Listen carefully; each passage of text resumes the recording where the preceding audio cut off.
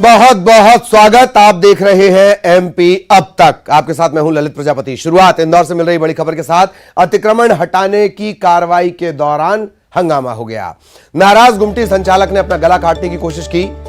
कांच से, टूटी हुई कांच से यह गुमटी संचालक गला काटने की कोशिश कर रहा था। बेटे को बचाने के दौरान पिता भी घायल हो गया। अतिक्रमण विरोधी कार्रवाई, बेजा कब्जा हटाने की कार्रवाई से युवक नाराज था। एलआईजी चौराहे पर बेजा कब्जा अतिक्रमण हटाने के लिए नगर निगम की टीम पहुंची थी और उस दौरान ये पूरा हंगामा, ये घटनाक्रम सामने आया। तस्वीरें देखिए। इंदौर में अतिक्रमण के खिलाफ कार्रवाई चल रही थी। गुमटी संचालक ने अपना गला काटने की कोशिश की। सभी पकड़ते रहे, समझाते रहे। पिता भी जख्मी हो गया।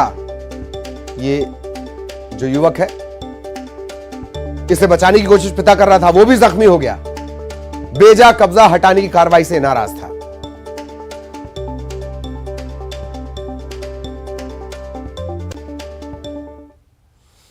शिवराज सिंह चौहान ने उमरिया जिले की समीक्षा बैठक ली। बैठक में कई मसलों पर लापरवाही को लेकर सीएम ने नाराजगी जताई। सीएम अलग अलग जिलों की समीक्षा बैठक कर रहे हैं। सीएम ने आज उमरिया जिले की समीक्षा बैठक की। बैठक में सीएम ने जल जीवन मिशन के कार्यों की जानकारी ली। साथ ही पेयजल के लिए चल रही योजना की प्रगति की भी जानकारी ली। समय पर काम पूरा न होने पर सीएम ने नाराजगी जताई। बिजली कटौती की शिकायतों को लेकर सीएम ने अधिकारियों से चर्चा की और व्यवस्था को दुरुस्त करने के निर्देश दिए।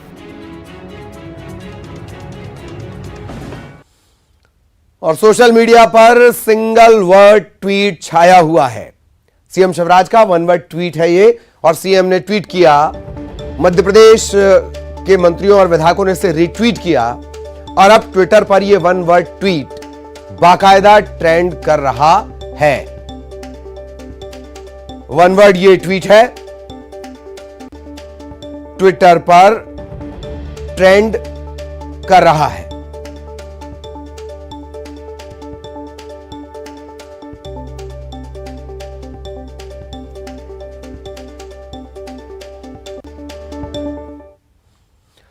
शिवराज सरकार के दो मंत्रियों ने अधिकारियों के रवैये पर सवाल उठाए हैं। इधर कांग्रेस ने इन आरोपों को सही बताया और कहा कि मध्य प्रदेश में अफसरशाही हावी हो गई है। वीडी शर्मा ने इस मामले की तह तक जाने की बात कही है।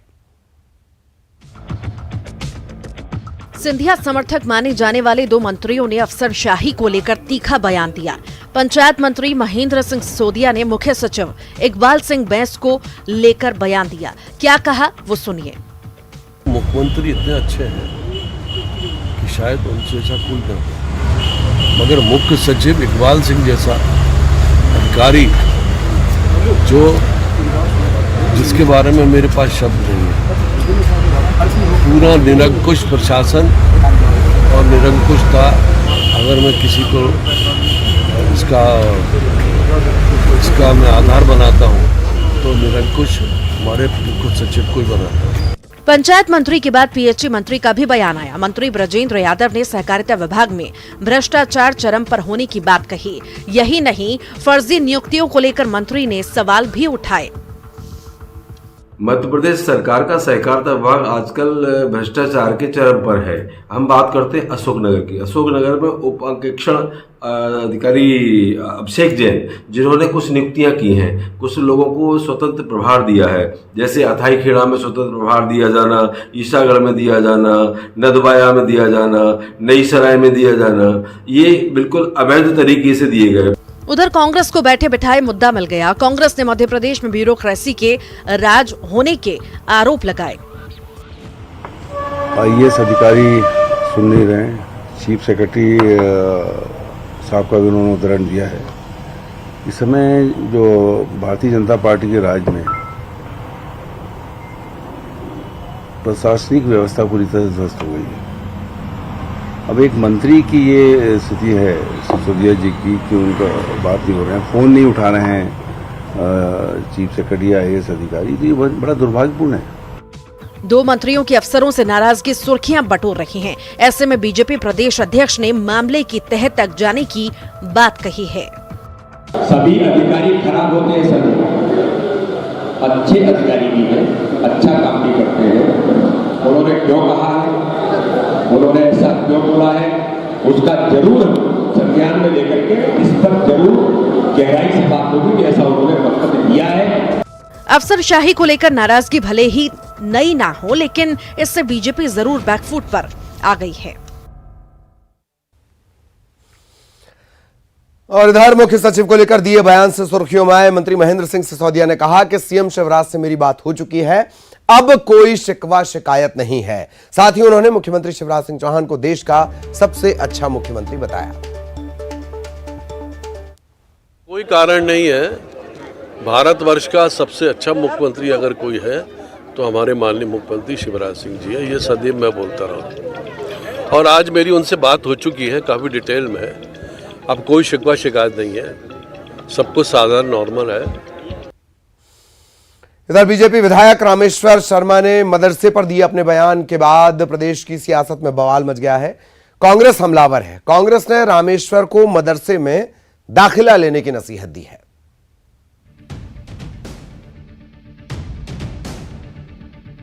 बीजेपी विधायक रामेश्वर शर्मा एक बार फिर से चर्चा में हैं। मदरसों को लेकर रामेश्वर शर्मा ने बयान दिया और कहा कि अगर मदरसों में आतंकी गतिविधियां हुई तो तोड़े जाएंगे। किसी भी शिक्षा के केंद्र में मदरसा हो या अन्य कोई हो, असामाजिक गतिविधियां या फिर वहां पर आतंकवादी गतिविधियां या देशद्रोही गतिविधियां अगर पाई जाएंगी तो वो मदरसा हिंदुस्तान के किसी भी भूभाग पर हो, उस पर कार्रवाई होनी चाहिए, उसे तोड़ा भी जाना चाहिए और ध्वस्त भी कर देना चाहिए।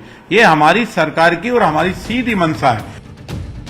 रामेश्वर शर्मा के बयान पर कांग्रेस ने ऐतराज जताया और विधायक को मदरसे में दाखिला लेने की नसीहत दे डाली। यही नहीं, उनके बयान को मंत्रिमंडल के विस्तार से जोड़ा भी। देखिए, मैं तो यही कहूंगा कि रामेश्वर शर्मा जी किसी मदरसे में एडमिशन ले लें और देखें वहाँ क्या पढ़ाया जा रहा है, ताकि हमें भी समझ में आए कि मदरसे में क्या पढ़ाई कराई जा रही है। अगर किसी तरह की कोई गलत पढ़ाई है तो उसको रोकना चाहिए उसी वक्त। लेकिन ये बयानबाजी सिर्फ इसलिए है कि एक समुदाय विशेष को निशाना बनाए रामेश्वर शर्मा जी जैसे विधायक और अपने संगठन में अपने नंबर बढ़वाएं, क्योंकि मंत्रिमंडल विस्तार की बार बार अटकलें तेज होती हैं और जब अटकलें तेज होती हैं तब ऐसे विधायक जिनको कभी मंत्रिमंडल में जगह नहीं मिलने वाली है, उनके इस तरह के बयान आना बहुत स्वाभाविक है। एमपी की सियासत में अब मदरसों पर महाभारत छिड़ गई है, तो वहीं दूसरी तरफ अगले साल होने वाले विधानसभा चुनाव की सियासी पिच भी तैयार हो रही है। बाढ़ पीड़ितों के मुआवजे को लेकर सूबे में सियासत गर्म है। कांग्रेस ने मानसून सत्र में मुद्दा उठाने की बात कही, बीजेपी ने पलटवार कर दिया।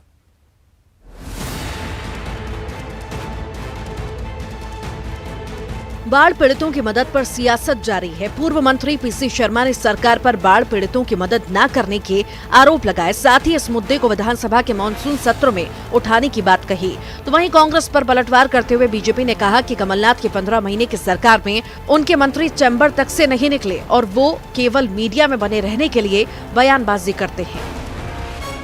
सत्र कितने दिन चलता है देखना पड़ेगा। जो हैवी रेन्स मूसलाधार पानी गिरे हुए 10-12 दिन हो गए, पर आप बाढ़ की स्थिति है। मुख्यमंत्री अभी भी कहीं कहीं जा ही रहे हैं और घुटने घुटने पानी में दिखते हैं। मतलब अभी भी वो प्रभाव चला हुआ। और मुआवजा आज तक, मैं तो राजधानी की बात कर रहा हूँ, एक भी व्यक्ति को जो बाढ़ से पीड़ित हुआ, हमने शासन प्रशासन कलेक्टर साहब को सब बताया, एक भी आदमी को अभी तक मुआवजा नहीं मिला है। ये हालत है। बाकी दूर दराज के क्षेत्रों में क्या स्थिति होगी, गाँव की क्या स्थिति होगी, ये अंदाजा लगाया जा सकता है। तो कांग्रेस केवल बातें ही करती रहती है और 15 महीने का कांग्रेस का उस समय जो भी घटना हुई, मुख्यमंत्री तक चैम्बर से नहीं निकला, मंत्री चैम्बर से नहीं निकले हैं। ये केवल चैम्बर में बैठकर मीडिया के माध्यम से अपने आप को जिंदा रखने की बातें करते हैं। प्रदेश में बारिश के बाद कई जिलों में बाढ़ की स्थिति बन गई है। किसानों को भी खासा नुकसान हुआ। सरकार सर्वे के बाद मुआवजे का भरोसा जरूर दे रही है, लेकिन कांग्रेस इसे मुद्दा बना रही है। मंडला जिले में निकाय चुनाव की घोषणा के बाद राजनीतिक दलों के जीतने के दावे प्रति दावे शुरू हो गए। केंद्रीय इस्पात और ग्रामीण विकास मंत्री और जिले के सांसद फग्गन सिंह कुलस्ते ने दावा किया कि भाजपा मंडला जिले की 5 निकायों में जीत दर्ज करेगी। उन्होंने ये भी कहा कि हम कोशिश करेंगे, जिले की 5 सीटों पर कब्जा करेंगे। अब तक जिले की 5 नगरीय निकाय बीजेपी के पास 3 है इनमें से, और अब 5 सीट जीतेंगे। इसके साथ ही तैयारी ये भी की जा रही है कि जिताऊ प्रत्याशियों को ही टिकट दिया जाए।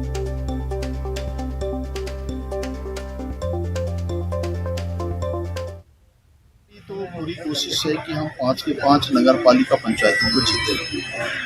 अभी हमारे पास 3 थे, हम कोशिश करेंगे कि पूरे 5 2 नगर पालिका और 3 नगर पंचायतें भारतीय जनता पार्टी, और इसी दृष्टि से हम तैयारी कर रहे हैं और ऐसा पूरा विश्वास है कि हम 5 नगर पालिका। और मध्य प्रदेश में होने जा रहे 46 नगरीय निकायों के चुनाव का आगाज भाजपा के प्रदेश अध्यक्ष विष्णुदत्त शर्मा ने सिंगरौली से किया। यहां उन्होंने नवगठित नगर पंचायत बरगवां में जनसंपर्क किया, रोड शो किया। इस दौरान उन्होंने कहा कि भाजपा को विश्वास है आने वाले चुनाव में बेहतर परिणाम आएंगे।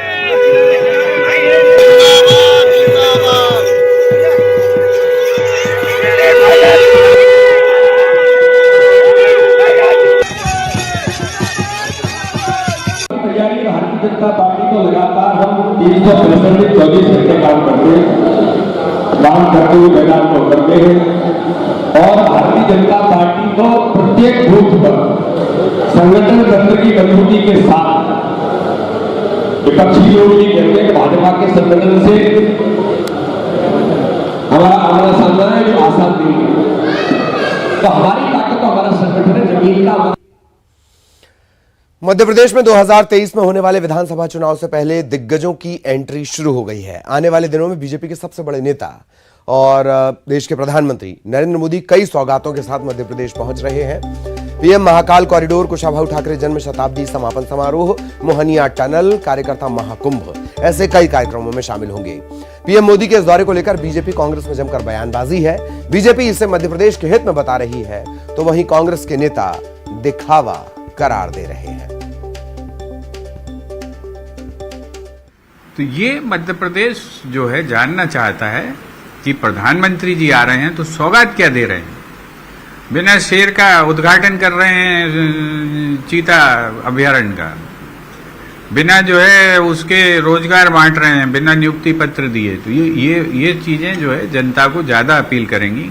पेट्रोल के दाम कम हो, महंगाई खत्म हो, जनता को रोजगार मिले, बच्चों को जो है रोजगार दिया जाए, तब जाके उनके आने की सौगात, निकाय की सौगात। तो कांग्रेस जब भी चुनाव आते हैं तब ये बातें जरूर करती है।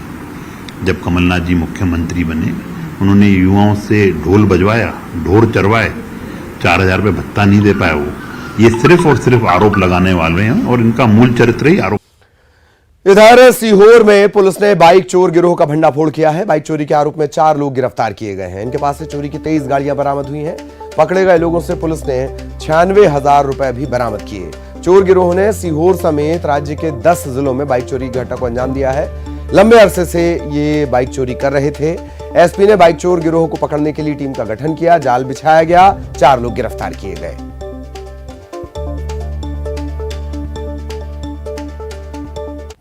बुधनी थाने की टीम ने एक बहुत ही शातिर अंतर जिला गिरोह को पकड़ा है, जिससे करीब 30 लाख के वाहन रिकवर किए हैं, जिसमें 23 मोटरसाइकिलें और 2 लोडिंग ऑटो हैं। ये गिरोह लगातार पिछले कुछ माह से सीहोर, रायसेन, होशंगाबाद, हरदा, धार, बड़वानी, खंडवा, खरगोन, इन सभी जिलों में वारदातों को अंजाम दे रहा था। और इस गिरोह के सदस्यों में से 4 प्रमुख सदस्य हमने अरेस्ट किए हैं, 1 सदस्य अभी फरार है और इन सभी सदस्यों को गिरफ्तार कर लिया गया। इनसे पूछताछ जारी है। इसमें निश्चित रूप से हमें और भी सफलता आगे मिलेगी। खबर खरगोन से, जहां पंजाब पुलिस ने बड़ी कार्रवाई की है। जी, खरगोन पहुंचकर पंजाब पुलिस ने बड़ी कार्रवाई की है। अवैध हथियार के साथ 3 आरोपी गिरफ्तार किए गए हैं और इनके पास से 63 पिस्टल जब्त हुई है। 63। पंजाब पुलिस ने इन्हें ट्रांजिट रिमांड पर लिया है। अमृतसर ले जाने की तैयारी है और पंजाब के अमृतसर से भी 2 गिरफ्तारियां हो चुकी हैं। पंजाब और राजस्थान में यहां से ले जाकर अवैध हथियार सप्लाई किए जाते थे।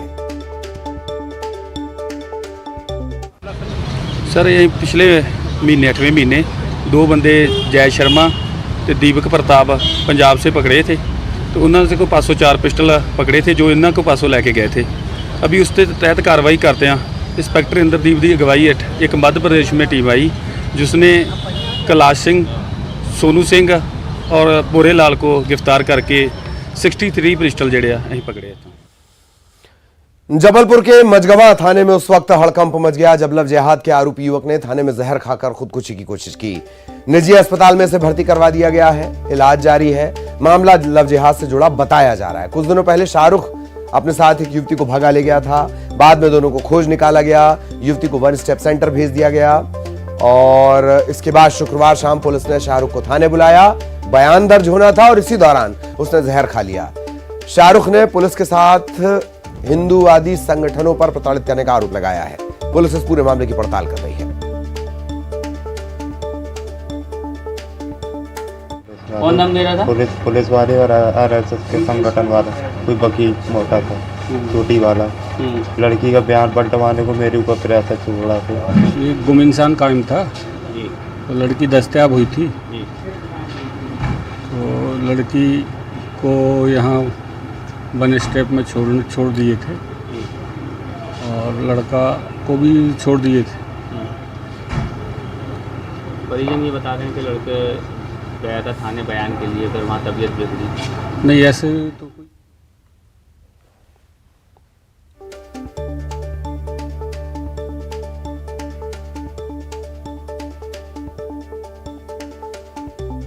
लव जिहाद का ये आरोपी है।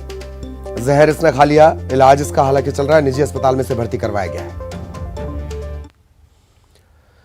मंदसौर किसान आंदोलन का जिन एक बार फिर बाहर।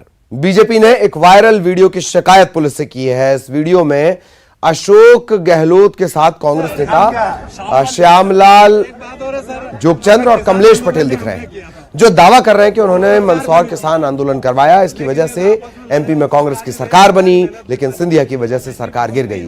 बीजेपी नेताओं ने कांग्रेस नेता श्यामलाल जोगचंद्र और कमलेश पटेल के खिलाफ एफआईआर के लिए सिटी कोतवाली में आवेदन दिया है। बीजेपी नेताओं की शिकायत पर पुलिस ने जांच शुरू कर दी है। जून 2017 का यह मामला है। मंदसौर जिले में बड़ा किसान आंदोलन हुआ, पुलिस किसान आमने सामने आ गए, फायरिंग हुई और 6 किसानों की जान चली गई। सिंधिया ने मेरा टिकट कटा दिया है। मैं तो ये कहना चाहता हूं कि कांग्रेस ने केवल एक काम किया था, पिछली बार जो पीपलिया मंडी की जनता भूल नहीं सकती, यहां पर आग लगाने का काम किया था, उपद्रव करने का काम किया था। सारे इधर उधर से असामाजिक तत्वों ने आकर के कांग्रेस के नेतृत्व में वो काम किया था।